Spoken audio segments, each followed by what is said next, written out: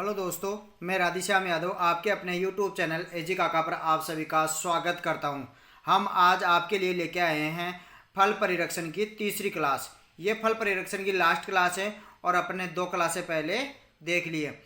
ये अगर आपने ये फल परिरक्षण की ये तीनों क्लास देख ली तो आपका फल परिरक्षण से संबंधित कोई भी क्वेश्चन गलत नहीं होगा और पूरा टॉपिक अच्छी प्रकार से तैयार हो जाएगा। साथ ही आपने कितना पढ़ा है आपको इसके बारे में भी जानकारी लग जाएगी, कितने क्वेश्चन अपने ठीक हो रहे हैं या किस प्रकार के क्वेश्चंस एग्जाम में पूछे जाते हैं। शुरू करते हैं हम आज की क्लास। आज का जो पहला क्वेश्चन है वो है, भारत का प्रथम फल परिरक्षण एवं डिब्बाबंदी संस्थान कहाँ है? भारत का प्रथम फल परिरक्षण एवं डिब्बाबंदी संस्थान कहाँ है, यह बताना है आपको। पहला ऑप्शन है पुणे, दूसरा ऑप्शन है बम्बई, तीसरा ऑप्शन है लखनऊ, चौथा ऑप्शन है नई दिल्ली। आपको सही ऑप्शन का चयन करके उत्तर बताइए, फटाफट जल्दी से बताइए। इसका जो सही आंसर हो जाएगा वो हो जाएगा लखनऊ उत्तर प्रदेश। लखनऊ उत्तर प्रदेश में भारत का प्रथम फल परिरक्षण एवं डिब्बाबंदी संस्थान 1949 में खोला गया था या स्थापित किया गया था। नेक्स्ट क्वेश्चन अपन देखते हैं। जो अपना नेक्स्ट क्वेश्चन है वो है, भारत में खाद्य एवं पोषण बोर्ड की स्थापना कब हुई? भारत में खाद्य एवं पोषण बोर्ड की स्थापना कब हुई? ऑप्शन 1 है 1927, ऑप्शन 2 है 1920, ऑप्शन 3 है 1950, ऑप्शन 4 है 1964। आपको सही ऑप्शन का चयन करना है कि भारत में खाद्य एवं पोषण बोर्ड की स्थापना कब हुई। तो ये हुई थी 1964 में। कब हुई थी? 1964 में हुई थी। और भारत में प्रथम परिरक्षण प्रयोगशाला कब खोली गई थी? 1920 में बम्बई में। और प्रथम परिरक्षण जो व्यवसायिक कारखाना है वो 1935 में बम्बई में खोला गया था। नेक्स्ट अपन क्वेश्चन देखते हैं। अगला जो अपना तीसरा नंबर का क्वेश्चन है वो है, आलू का लंबे समय तक भंडारण कितने तापमान पर करते हैं? अच्छा क्वेश्चन है। आलू का लंबे समय तक अगर आपको स्टोरेज करना है तो कितना टेम्परेचर रखते हैं? ऑप्शन 1 है 2.8 डिग्री सेल्सियस, ऑप्शन 2 है 5.5 डिग्री सेल्सियस, ऑप्शन 3 है 7.2 डिग्री सेल्सियस और ऑप्शन 4 है 10.1 डिग्री सेल्सियस। आपको सही आंसर का चयन करना है कि आलू का अगर लंबे समय तक भंडारण करना है तो कितने टेम्परेचर पर रखना है। इसका जो सही आंसर है वो सही आंसर हो जाएगा कितना? 7.2। कितना हो जाएगा? 7.2 डिग्री सेल्सियस। अगर आपको आलू का लंबे समय तक भंडारण करना है तो 7.2 डिग्री सेल्सियस तापमान पर रखना होगा। साथ ही आपको बता दें, अगर आलू के बीज का भंडारण किया जाता है वो किया जाता है 2 से 4 डिग्री सेल्सियस। कितना? 2 से 4 डिग्री सेल्सियस। कितना? 2 से 4 डिग्री सेल्सियस टेम्परेचर पे। नेक्स्ट अपन देखते हैं। अगला क्वेश्चन है अपना, चिलिंग स्टोरेज में टेम्परेचर कितना रखते हैं? आपको यह बताना है कि चिलिंग स्टोरेज में टेम्परेचर कितना रखते हैं। ऑप्शन 1 है 0 से 5 डिग्री सेल्सियस, ऑप्शन 2 है 15 डिग्री सेल्सियस, ऑप्शन 3 है 4.4 से 7.2 डिग्री सेल्सियस और ऑप्शन 4 है 2 से 4 डिग्री सेल्सियस। आपको सही ऑप्शन का चयन करना है कि चिलिंग स्टोरेज में टेम्परेचर कितना रखते हैं। चिलिंग स्टोरेज में जो टेम्परेचर रखा जाता है वो रखा जाता है 0 से 5 डिग्री सेल्सियस। कितना रखा जाता है? 0 से 5 डिग्री सेल्सियस। और ये 15 डिग्री सेल्सियस है ना, ये कूल स्टोरेज में रखते हैं। किस में रखते हैं? कूल स्टोरेज में। और 4.4 से 7.2 डिग्री जो सेल्सियस रखा जाता है वो घरेलू और व्यावसायिक जो रेफ्रिजरेटर होते हैं उनमें रखा जाता है। दोबारा देख ले, चिलिंग स्टोरेज में कितना रखते हैं?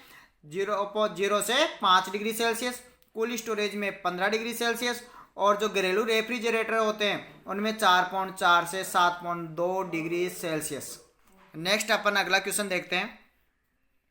पास्तुरीकरण में फलों को कितने टेम्परेचर पर रखा जाता है? पास्तुरीकरण जो क्रिया होती है जिसमें हानिकारक जीवाणु को नष्ट किया जाता है या निष्क्रिय किया जाता है, उसमें फलों को कितने टेम्परेचर पर रखा जाता है? ऑप्शन 1 है 30 से 50 डिग्री सेल्सियस, ऑप्शन 2 है 56 से 65 डिग्री सेल्सियस, ऑप्शन 3 है 71 से 75 डिग्री सेल्सियस, ऑप्शन 4 है 81 से 82 डिग्री सेल्सियस।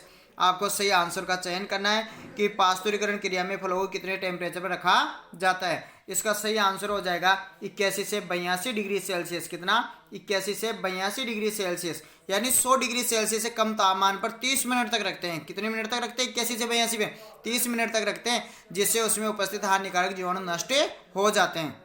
नेक्स्ट अपन अगला क्वेश्चन देखते हैं। सिरका में किण्वन होता है, सिरका में कौन सा किण्वन होता है आपको ये बताना है। एक ऑप्शन एक है एल्कोहलिक किण्वन, ऑप्शन 2 है लैक्टिक एसिड किण्वन, ऑप्शन 3 है एसिटिक एसिड किण्वन और ऑप्शन 4 है सभी। आपको सही आंसर का चयन करना है कि सिरका में कौन सा किण्वन होता है। इसका जो सही आंसर हो जाएगा वो हो जाएगा एसिटिक एसिड किण्वन। कौन सा किण्वन सिरका में? एसिटिक एसिड किण्वन। एल्कोहलिक किण्वन जो होता है वो शराब में होता है। किस में होता है? शराब में। और लैक्टिक एसिड किण्वन बहुत अच्छा क्वेश्चन है, पहले भी आपको क्वेश्चन आ चुका है, अचार में होता है। किस में होता है? अचार में। ध्यान रखें, एल्कोहलिक किण्वन किस में होता है? शराब में। लैक्टिक एसिड अचार में। और एसिटिक एसिड किस में होता है? सिरका में। नेक्स्ट अपन अगला जो क्वेश्चन देखते हैं वो अपना अगला क्वेश्चन है डिब्बाबंदी के जनक है। डिब्बाबंदी के जनक किसको मानते हैं या कौन कहलाते हैं? ऑप्शन एक है अल्बर्ट होवार्ड, ऑप्शन 2 है रुडोल्फ स्टेनर, ऑप्शन 3 है निकोलस एपर्ट और ऑप्शन 4 है बीपी पाल। आपको सही ऑप्शन का चयन करना है कि डिब्बाबंदी के जनक कौन है। Albert Howard, Rudolf Steiner, Nicolas Appert और बीपी पाल। इनमें से आपको सही ऑप्शन का चयन करना है। इसका जो सही आंसर हो जाएगा वो हो जाएगा निकोलस एपर्ट। कौन हो जाएगा? Nicolas Appert. कौन हो जाएगा? निकोलस एपर्ट ने डिब्बाबंदी की शुरुआत की थी।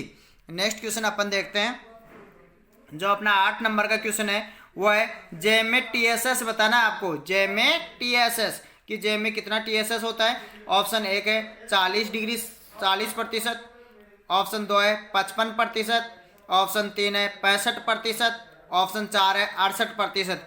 आपको जे में टीएसएस बताना है कि जे में टीएसएस कितना रखा जाता है। तो इसका सही आंसर हो जाएगा जे में जो टीएसएस रखा जाता है वो 68% रखा जाता है। कितना रखा जाता है? 68% रखा जाता है। जेली में कितना रखते हैं? 65। और मुरब्बा में फलकाबा कितना था? 55%। और पानक या स्क्वेश में टीएसएस कितना होता है? 40%। दोबारा देख लें, पानक का टीएसएस कितना होता है? 40%। मुरब्बा में फलका बाग कितना था? 55%। जेली का टीएसएस 65%। जैम का टीएसएस 68% होता है। नेक्स्ट अपन देखते हैं अगला क्वेश्चन 9 नंबर का जो क्वेश्चन है वो है सर्वोत्तम जैम बनता है। सर्वोत्तम जैम किसका बनता है? ऑप्शन 1 है अमरूद, ऑप्शन 2 है सेव, ऑप्शन 3 है आंवला, ऑप्शन 4 है बेर। आपको बताना है कि सर्वोत्तम जैम किसका बनता है। अमरूद, सेव, आंवला, बेर। इसका सही आंसर हो जाएगा सेव। सर्वोत्तम जो जैम बनाया जाता है वो किसका बनाया जाता है? सेव का। सर्वोत्तम जेली किसकी बनती है? अमरूद की। सर्वोत्तम मुरब्बा किसका बनता है? आंवला का। और कैंडी किसकी बनती है? आंवला और बेर दोनों की बनाई जाती है। कौन? कैंडी।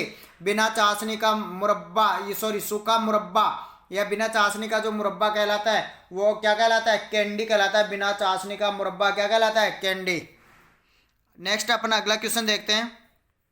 10 नंबर का क्वेश्चन है जैम में मिलाई गई चीनी का तैयार होता है। जैम जितनी चीनी मिलाते हैं उसका कितना गुना तैयार होता है आपको ये बताना है। ऑप्शन 1 है 0.5 गुना, ऑप्शन 2 है 1 गुना, ऑप्शन 3 है 1.5 गुना और ऑप्शन 4 है 2 गुना। आपको बताना है कि जैम तैयार करने के लिए जो चीनी काम में लेते हैं वो लास्ट में जो जैम तैयार होता है वो उस चीनी का कितना गुना तैयार होता है, आपको ये बताना है। तो दोस्तों इसका सही आंसर हो जाएगा 1.5 गुना या 1.5 गुना तैयार होता है। कितना गुना तैयार होता है? 1.5 गुना तैयार होता है। कितना गुना तैयार होता है? 1.5 गुना। जबकि आपको बताया था कि सॉस जो तैयार होता है, जितना टमाटर का रस गुद्दा काम में लेते हैं उसका 1/3 भाग ही तैयार होता है। कौन? सॉस। नेक्स्ट अपन अगला क्वेश्चन देखते हैं। 11 नंबर का क्वेश्चन है सॉस से संबंधित आ गया। सॉस का टीएसएस कितना होता है आपको यहां पर यह बताना है। ऑप्शन 1 है 28 से 30%, ऑप्शन 2 है 24 से 25%, ऑप्शन 3 है 40 से 45% और ऑप्शन 4 है 65 से 70%। आपको सही ऑप्शन का चयन करना है और फटाफट से जवाब देना है कि सॉस का टीएसएस कितना रखा जाता है। आपको मैं बता देता हूं, सॉस का जो टीएसएस रखा जाता है वो रखा जाता है 24 से 25% और 16% से कम नहीं रखा जाता है सॉस का टीएसएस। सॉस होता है वो केचप की तुलना में पतला होता है। केचप जो होता है वो सॉस की तुलना में गाढ़ा होता है। यानी जो केचप का जो टीएसएस होता है वो होता है 28 से 30%। ध्यान रखें दोस्तों, केचप का टीएसएस कितना होता है? 28 से 30 और सॉस का टीएसएस होता है 24 से 25। वैसे 16% से कम नहीं रखा जाता सॉस का टीएसएस। नेक्स्ट क्वेश्चन अपन देखते हैं। अगला क्वेश्चन है बहुत ही शानदार क्वेश्चन है और सॉस से संबंधित ही है। कि सॉस को बोतलों में भरते हैं। सॉस तैयार कर लिया आपने और उसको आप बोतलों में भर रहे हो, उस समय उस सॉस का टेम्परेचर कितना रखा जाता है ताकि उसमें कोई सूक्ष्म जीव प्रवेश नहीं कर सके या वो नष्ट हो जाए, प्रवेश करे भी तो इसका सही आंसर बताना है आपको। ऑप्शन 1 है 45 डिग्री सेल्सियस, ऑप्शन 2 है 70 डिग्री सेल्सियस, ऑप्शन 3 है 88 डिग्री सेल्सियस, ऑप्शन 4 है 115 डिग्री सेल्सियस। फटाफट से जल्दी से जवाब दे आप इसका। सॉस को बोतलों में भरते समय टेम्परेचर यहाँ पर आपको बताना है कि कितना टेम्परेचर रखते हैं। इसका जो सही आंसर हो जाएगा वो हो जाएगा 88 डिग्री सेल्सियस यानी 88 डिग्री सेल्सियस। 88 डिग्री सेल्सियस पे बोतलों में भरा जाता है सॉस को। नेक्स्ट अपन अगला 13 नंबर का क्वेश्चन देखते हैं। ये भी सॉस से संबंधित है और बहुत अच्छा क्वेश्चन है। टमाटर सॉस तैयार करते समय 1 किलोग्राम गुद्दे में चीनी मिलानी चाहिए। अगर आप टमाटर का सॉस तैयार कर रहे हो, जितना गुद्दा रस आपने काम में लिया है उस रस गुद्दे 1 किलो काम में लिया तो उसमें कितनी चीनी आप मिलाओगे। ऑप्शन 1 है 55 ग्राम, ऑप्शन 2 है 75 ग्राम, ऑप्शन 3 है 1 किलोग्राम, ऑप्शन 4 है 1.25 किलोग्राम। आपको फटाफट से सही जवाब देना है कि जो सॉस तैयार करते हैं उसमें 1 किलोग्राम गुद्दा या रस है, उसमें चीनी कितनी मिलानी है आपको। तो इसका सही आंसर हो जाएगा कितना 75 ग्राम यानी 75 ग्राम चीनी काम में लेते हैं। नेक्स्ट अपना क्वेश्चन है 14 नंबर का जो क्वेश्चन है वो डिब्बाबंदी से संबंधित है। डिब्बाबंदी में वायु निष्कासन का कार्य कितने तापमान पर करते हैं, क्योंकि वायु में बहुत सारे असूक्ष्म जीव पाए जाते हैं। अगर वो वायु अगर डिब्बे में प्रवेश करेगी तो पूरे खाद्य पदार्थ को खराब कर देगी। तो वायु निष्कासन का कार्य कितने टेम्परेचर पर किया जाता है, किसमें, डिब्बाबंदी में। ऑप्शन 1 है 45 से 60 डिग्री सेल्सियस, ऑप्शन 2 है 70 से 80 डिग्री सेल्सियस, ऑप्शन 3 है 82 से 100 डिग्री सेल्सियस, ऑप्शन 4 है 115 से 121 डिग्री सेल्सियस। आपको सही आंसर बताना है कि डिब्बाबंदी में वायु निष्कासन का कार्य कितने टेम्परेचर पर किया जाता है। इसका सही आंसर हो जाएगा 82 से 100 डिग्री सेल्सियस। कितना हो जाएगा 82 से 100 डिग्री सेल्सियस। डिब्बाबंदी में बहुत अच्छा क्वेश्चन है। डिब्बाबंदी में वायु निष्कासन का कार्य 82 से 100 डिग्री सेल्सियस टेम्परेचर पर किया जाता है। नेक्स्ट अपन अगला क्वेश्चन देखते हैं। 15 नंबर का क्वेश्चन है, मार्मेलेड से संबंधित है। मार्मेलेड में टीएसएस होता है। मार्मेलेड एक उत्पाद है जो नींबू वर्गीय फलों से तैयार किया जाता है, जिसमें आपको टीएसएस बताना है कि टीएसएस कितना रखते हैं, 40%, 65%, 68% या 70%। आपको मार्मेलेड में आपको टीएसएस बताना है कि टीएसएस कितना होता है। तो आपको मैं बता देता हूं, मार्मेलेड नींबू वर्गीय फलों से तैयार किया जाता है जिसमें टीएसएस होता है 65%। कितना होता है 65। और फल का भाग होता है 45%। फल का भाग कितना होता है 45%। कितना होता है 45%। ध्यान रहे, जेम और जेली में भी फल का भाग कितना होता है 45% होता है और मार्मेलेड में भी कितना होता है 45%। किसका भाग, फल का भाग। जबकि मार्मेलेड का टीएसएस कितना है 65, जेली का भी कितना था 65, जेम का कितना था 68, पाना का कितना था 40। अपन नेक्स्ट अगला देखते हैं। 16 नंबर का जो क्वेश्चन है बहुत ही शानदार क्वेश्चन है। निम्न में से नाशपाती से तैयार वाइन है। आपको निम्न में से जो नीचे 4 ऑप्शन दे रखे हैं इनमें से नाशपाती से तैयार वाइन का नाम बताना है। ऑप्शन 1 है फेनी, ऑप्शन 2 है पेरी, ऑप्शन 3 है सिडेर, ऑप्शन 4 है नेक्टर। आपको इनमें से सही ऑप्शन का चयन करना है कि नाशपाती से तैयार वाइन कौन सी है, आपको इसमें ये बताना है। फटाफट जल्दी से जवाब दे इसका। इसका सही जवाब हो जाएगा पेरी। क्या हो जाएगा पेरी। फेनी जो होती है वो आपको मैं बता दूं गोवा में काजू और नारियल के किण्वन से तैयार पेय पदार्थ है। गोवा में काजू और नारियल के किण्वन से तैयार पदार्थ है। सीडेर जो है वो सेव से तैयार उत्पाद है। सीडेर क्या है, सेव से तैयार उत्पाद है। और नेक्टर जो है वो फलों के गुद्दे को और रस से बना हुआ पेय पदार्थ है। नेक्टर फलों के गुद्दा और रस से बनाया हुआ पेय पदार्थ है। आपको इसमें जो सही आंसर है इसका नाशपाती से तैयार वाइन, इसका सही आंसर है पेरी। नेक्स्ट अपन चर्चा करते हैं 17 नंबर के क्वेश्चन की। अभी आपको इसका आंसर बता चुका हूं, फटाफट से जवाब दे दे। सिडेर है नारियल से बना उत्पाद, नाशपाती से बना उत्पाद, सेव से बना उत्पाद या अमरूद से बना उत्पाद। आपको सबको पता होगा, अभी जस्ट मैंने ऊपर आपको यह बताया है कि सिडेर क्या है, सेव से तैयार उत्पाद या सेव से बना उत्पाद है। नेक्स्ट अपन अगले नंबर के क्वेश्चन पे चलते हैं। 18 नंबर का क्वेश्चन है, जेली से संबंधित है। रस में पेक्टिन की मात्रा ज्ञात करते हैं, क्योंकि जेली पेक्टिन युक्त रस से ही तैयार की जाती है। और जेली में चीनी की मात्रा भी किसके आधार पर मिलाते हैं, पेक्टिन की मात्रा के आधार पर मिलाते हैं। तो उस रस में पेक्टिन कैसे ज्ञात करेंगे अपन, ऑप्शन 1 है जेल मीटर से, ऑप्शन 2 है ब्रिक्स रेफ्रेक्टोमीटर से, ऑप्शन 3 है सोलोमीटर से और ऑप्शन 4 है सभी से अपन पेक्टिन की मात्रा ज्ञात कर सकते हैं। इसमें सही आंसर फटाफट से आपको जवाब देना है कि इसका सही आंसर क्या है, पेक्टिन की जांच किससे करते हैं। तो इसका सही आंसर हो जाएगा जेल मीटर। सही आंसर क्या हो जाएगा, जेल मीटर। पेक्टिन की जांच के लिए 2 टेस्ट किए जाते हैं, एक तो जेल मीटर के द्वारा और दूसरा क्या जाता है एल्कोहल परीक्षण या एल्कोहलिक टेस्ट। कौन सा टेस्ट करते हैं, एल्कोहलिक टेस्ट। ब्रिक्स रेफ्रेक्टोमीटर है, उससे चाशनी में चीनी की मात्रा या गोल में चीनी की मात्रा ज्ञात करते हैं। सोलोमीटर से गोल में नमक की मात्रा ज्ञात करते हैं। नेक्स्ट अपन अगला देखते हैं। अगला नंबर 19 नंबर का जो क्वेश्चन है अपना वो अचार से संबंधित है। अचार में लगने वाली कवक है। कई बार अचार में तेल की मात्रा कम हो जाती है तो उस सब्जी के ऊपर या जो उत्पाद होता है उसके ऊपर फफूंद लग जाती है। वो फफूंद कौन सी होती है, ऑप्शन 1 है म्यूकर, ऑप्शन 2 है रेसिमोसस, ऑप्शन 3 है फ्यूजेरियम, ऑप्शन 4 है सभी। आपको सही आंसर का चयन करना है कि अचार में लगने वाली फफूंद कौन सी है। तो इसका सही आंसर हो जाएगा सभी। सारी फफूंदे जो ऊपर दे रखी है वो सभी अचार में लगने वाली फफूंद या कवके है। नेक्स्ट अपन 20 नंबर का क्वेश्चन है मार्मेलेड। अभी आपको बताया था कि मार्मेलेड नींबू वर्गीय फलों से तैयार किया जाता है। किन से तैयार किया जाता है, नींबू वर्गीय फलों से। और टीएसएस कितना होता है, 65 होता है और फलकाबा कितना होता है, 45। तो ये भी इसका सही आंसर क्या हो जाएगा कि किससे तैयार किया जाता है, ये नींबू वर्गीय फलों से तैयार किया जाता है। किससे तैयार किया जाता है, नींबू वर्गीय फलों से तैयार किया जाता है। नेक्स्ट अपन अगला क्वेश्चन देखते हैं जो अपना 21 नंबर का क्वेश्चन है।